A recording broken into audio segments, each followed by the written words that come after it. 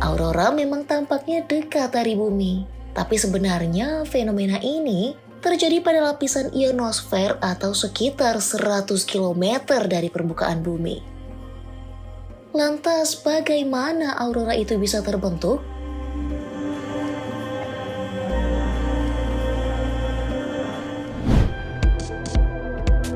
Sahabat Kompas.com, langit rasanya tidak pernah habis membuat mata terkesima ya. Pasalnya ada banyak sekali peristiwa luar biasa yang terjadi pada langit. Mulai dari matahari terbit dan terbenam, pelangi yang muncul sehabis hujan, bulan atau bintang di malam hari, hingga fenomena aurora. Yap, fenomena aurora. Kalian pernah lihat nggak? Bagus banget kan? Nah, tapi kira-kira kenapa ya peristiwa di mana terdapat cahaya warna-warni di langit itu tidak ada di Indonesia? Lalu di mana lokasi terbaik untuk menyaksikan aurora?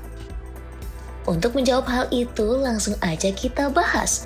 Oh begitu edisi Fakta Aurora dan lokasi terbaik untuk menyaksikannya.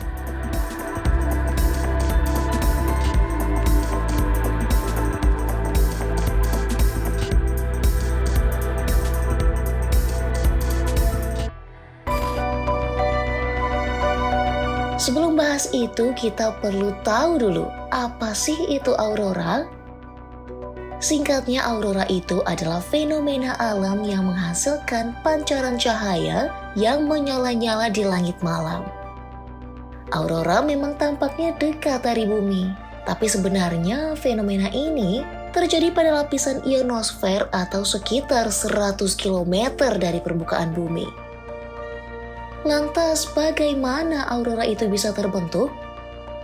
Nah, menurut astronom amatir Marufin Sudibyo, aurora terbentuk dari udara yang disebabkan oleh atom dan molekul yang saling bertumbukan dengan partikel.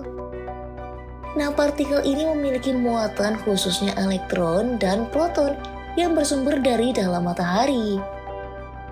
Partikel ini kemudian dilemparkan oleh matahari dan akan terhisap oleh medan magnet bumi yang tak lain berada di sekitar kutub utara atau yang biasa disebut aurora borealis dan kutub selatan yang dikenal dengan aurora australis.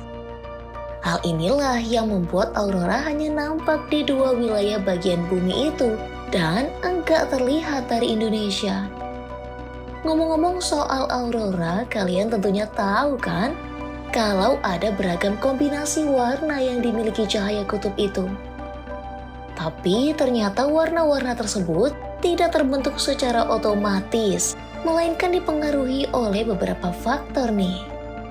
Kita mulai dari garis berwarna hijau ya. Warna ini ternyata dipengaruhi oleh pelepasan gas hidrogen loh. Kemudian warna merah dan biru dihasilkan dari eksitasi oksigen dan pelepasan molekul nitrogen. Nah, untuk warna merah muda sendiri, munculnya warna ini dipengaruhi oleh atom hidrogen. Oh iya, aurora tak hanya bisa menghasilkan warna-warna berbeda loh. Fenomena astronomi ini ternyata juga bisa mengeluarkan suara.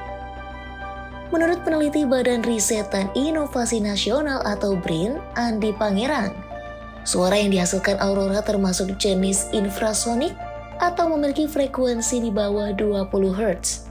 Ini artinya, hanya makhluk hidup tertentu yang mampu mendengar gelombang infrasonik ini secara langsung, yakni seperti gajah, burung merpati, badak, dan cangkrik. Di sisi lain, telinga manusia hanya bisa menangkap gelombang bunyi dari mulai 20 Hz hingga 20.000 Hz. Tapi kalian jangan kecewa dulu, sebab ada alat khusus untuk mendengar suara yang dihasilkan aurora, yang tak lain resonansi Schumann.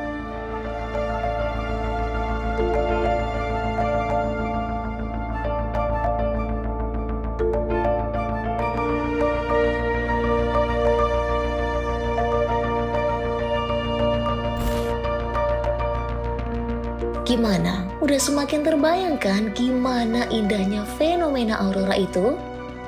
Nah sekarang yang jadi pertanyaan, di mana lokasi kita bisa melihat aurora selain di kutub utara atau di kutub selatan? Nah, pilihan pertama kalian bisa ke Alaska, salah satu negara bagian Amerika Serikat. Selanjutnya kita bisa ke Amerika Utara, ada Yukon dan Nunavut di Kanada Utara, serta Greenland yang juga bisa menjadi alternatif wisata aurora selanjutnya. Dari Amerika kita bergeser ke benua Eropa. Di Eropa ada beberapa negara yang bisa menjadi pilihan tempat untuk melihat aurora borealis. Seperti contohnya Islandia, Norwegia, Finlandia, Semenanjung Kola Rusia, dan juga Swedia.